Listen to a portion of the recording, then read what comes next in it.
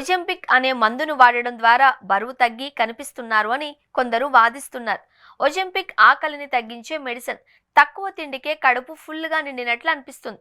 దీనిని బరువు తగ్గించేందుకు షార్ట్ కట్ గా వాడుతున్నారు అనేది చాలా మంది అభియోగం.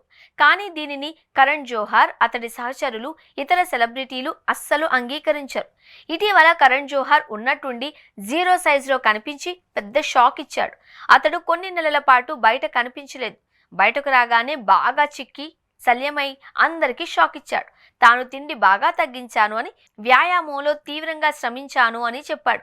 సహజ సిద్ధంగానే ఈ మార్పు సాధ్యమైంది అని వాదించాడు. కానీ జనం దీనిని నమ్మలేదు. అతడు ఒజెంపిక్ ఉపయోగించాడు అని ప్రజలు అన్నారు. ఇది కరణ్ మాత్రమే కాదు, ఇంతకు ముందు బాద్షా, కుషా, కపిల, రామ్ కపూర్ లాంటి ప్రముఖులు ఒజెంపిక్ తోనే బరువు తగ్గారు అని ప్రజలు వ్యాఖ్యానించారు. అయితే కోలీవుడ్ నటుడు మాధవన్ ఒక క్రమ పద్ధతి ప్రకారం చాలా పరిమిత ఆహారం తీసుకోవడం ద్వారా కసరత్తులతో కూడా పని లేకుండా తాను బరువు తగ్గాను అని చెప్పాడు. అతడు ఒజెంపిక్ ఉపయోగించేందుకు ఆస్కారం లేదు అని కూడా ప్రజలు నమ్మారు.